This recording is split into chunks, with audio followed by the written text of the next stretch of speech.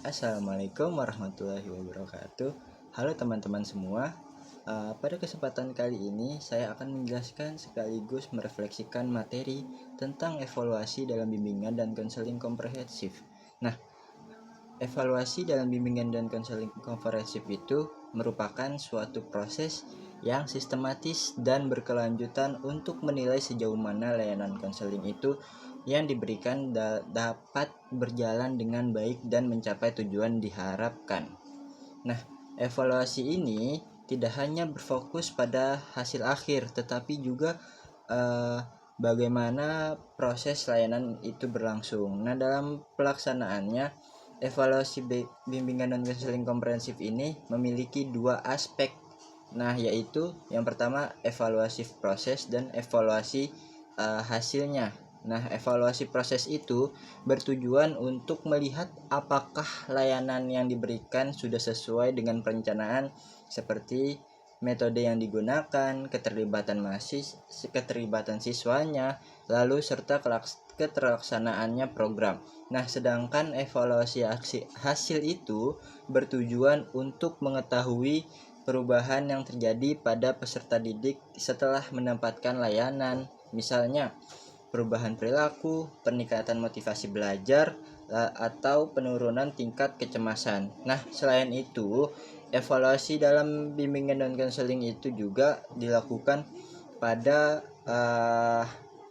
beberapa tahap waktu gitu. Yang pertama, ada evaluasi yang di awal yang bertujuan untuk mengetahui kondisi awal siswa itu atau disebut juga sebagai diagnosis awal. Nah, yang kedua, evaluasi di pertengahan yang berfungsi untuk memantau perkembangan siswa serta efektivitas layanan yang sedang berjalan. Nah, lalu yang ketiga, evaluasi di akhir yang digunakan untuk menilai keberhasilan program secara keseluruhan. Nah, dalam melakukan evaluasi itu, konselor itu membutuhkan instrumen yang tepat agar datanya itu diperolehnya valid dan objektif gitu.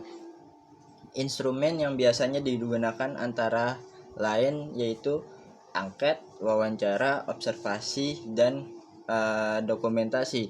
Dengan adanya instrumen ini, konselor dapat mengumpulkan data yang akurat sebagai dasar dalam pengambilan keputusan gitu. Nah, dari materi ini saya memahami bahwa evaluasi ini memiliki peran yang sangat penting gitu dan dalam meningkatkan kualitas layanan BK. Evaluasi tidak hanya digunakan untuk menilai keberhasilan, tetapi juga sebagai dasar untuk melakukan perbaikan dan perkembangan program ke depannya. Tanpa evaluasi ini, layanan BK itu akan terlihat sulit berkembang karena tidak memiliki acuan yang jelas gitu. Nah, sebagai calon konselor, hal ini juga menjadikan pembelajaran penting bagi saya bahwa dalam memberikan layanan itu kita harus bersikap profesional dan berbasis data, bukan hanya berdasarkan asumsi. Evaluasi ini juga membantu kita juga untuk lebih memahami kebutuhan siswa secara mendalam begitu. Sebagai refleksi, saya menyadari bahwa melakukan evaluasi ini bukanlah hal yang mudah karena membutuhkan instrumen yang tepat serta kemampuan dapat dalam menganalisis data. Oleh karena itu, saya ingin terus belajar bagaimana menyusun instrumen evaluasi itu yang baik gitu, serta bagaimana menginterpretasikannya hasilnya secara tepat. Nah, kesimpulan dari materi ini, evaluasi dalam bimbingan dan konseling komprehensif merupakan bagian yang sangat penting dalam proses layanan konseling karena berfungsi juga untuk menilai, memperbaiki, dan mempertimbangkan program agar lebih efektif dan sesuai dengan kebutuhan peserta didik begitu. Sekian apa yang saya jelaskan untuk merefleksikan materi ini.